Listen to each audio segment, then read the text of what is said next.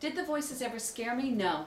No, they didn't. Because it wasn't airy-fairy alamagocus. It was normal, ordinary, everyday conversation with people that I could not see.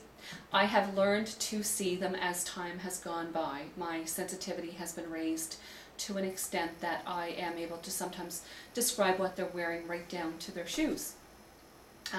Other times I just get a sense of them. A lot of times people will ask me, how do you focus? And that's a really difficult thing to explain, but there is one thing that I have learned in doing this work. When you catch a shadow out of the corner of your eye and you know there's someone there, as soon as your thought process goes to, there's somebody else here besides me, they know.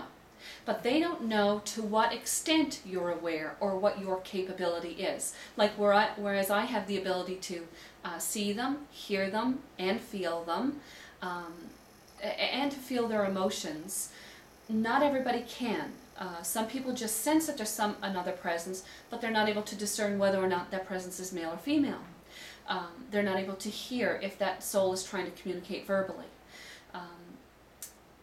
And what I've learned to do is to try not to focus on their energy, to continue doing what I'm doing. So for example, if I catch a shadow out of the corner of my left eye, I won't try to see that shadow.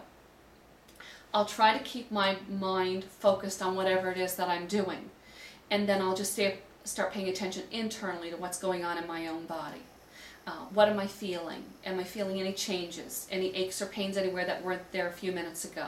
Am I feeling anything emotionally? Within my mind, is there anything going on? Has thoughts, just random thoughts suddenly popped into my brain? And that's how I discern it, because I'll think, okay, where did that come from? I wasn't thinking about that. I wasn't thinking about this person. I was just doing what I was doing, and all of a sudden these thoughts are here. That's usually an indication that the person you're now thinking of is, this soul is connected to them. What happens when you try to focus on that particular energy is you're changing your rate of vibration, so you're breaking the link. And it's really important not to break the link. And that is something that you can learn to do. You can learn to hold it, to sort of stay in your own space, and just pay attention internally to what's going on and what you're thinking and what you're feeling and what you're sensing, rather than trying to make a human connection with that soul, because it's not a human connection. It's a soul-to-soul connection, and it is something that you can learn to do. Also, because those souls aren't aware of your level of understanding or comprehension, if you sense someone is there and you feel like they're trying to get a message through to you but you're not able to discern that message, just say to them, look, I know you're here. I'm not exactly sure who you are, but I know you're here. I sense your presence in my energy field. And I'm not able to hear you. I'm not able to discern anything. So if you really want to get a message through to someone, come to me in my dreams. Because in your dreams, your guard is down. And you don't have that human processing thing going on. So you're better able to pay attention and to receive whatever communication they would like to send through. And that's really probably the easiest and less frustrating thing. Like, for example, I was sitting in church one day, and this older gentleman was sitting across the aisle from me, and his late wife was sitting next to him. And as soon as my thought process went to, oh, his wife is there, she looked over at me and smiled and waved and said, hi, like, I know you see me. And I thought, no, I'm not doing that here. I'm not going to give this 80-year-old man a heart attack at church by telling him his dead wife is sitting next to him. Like, that's not the way I work. But because I am able to see, hear, feel, and discern, I feel guilty when I don't honor the gift. And I left church that day, and I hadn't said anything to this gentleman, even though he took my prayer book from me as I walked out the door and wished me a nice day. I still couldn't bring myself to say anything, and I felt guilty about it all week. And later that week, I saw him at the local grocery store, and as he walked in again, his wife was with him. And as soon as my thought process went to, oh, there's somebody with him today, she looked over at me and smiled and waved, and I just kind of telepathically went, oh, all right, okay. You get him to ask me where he knows me from or what I do, or you give me the means to approach, and I'll go from there. But I need an entry point here. I can't just do it cold.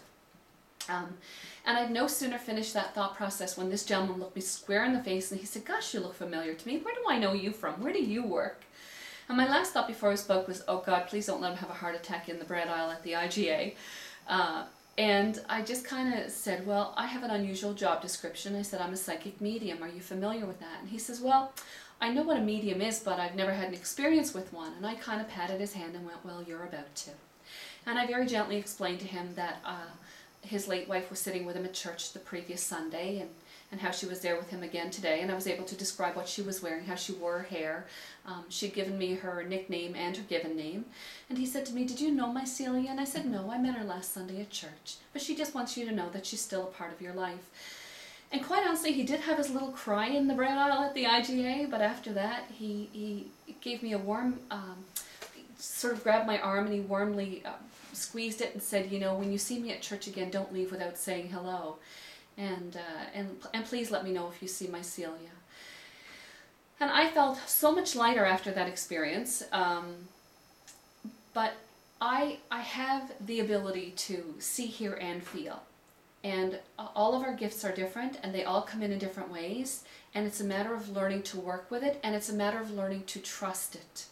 And that, by far, I think, is the hardest part.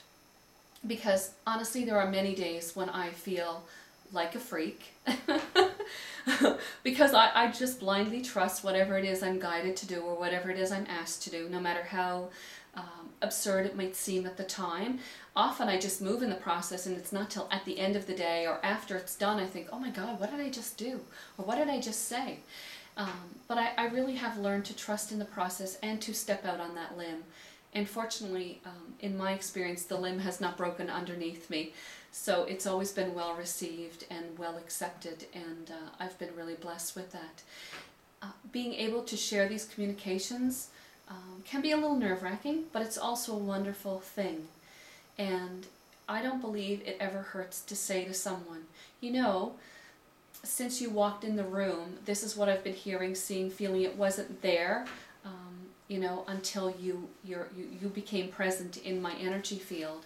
And to just run it by them. You really have nothing to lose. And what you do learn from that is that if you're wrong, so what? It's not a big deal.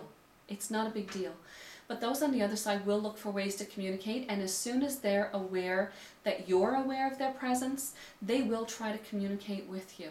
And it's a matter of you being expressive enough and trusting enough to say to them, "Look, this is only the limit of my ability, and I will need your help if there is anything that you want me to do on your behalf, and please come to me in my dreams." And I guarantee you, if they really want to get a message across, they will come to you in your dreams. But then it becomes you trusting in those dreams and not being afraid to take it one step further.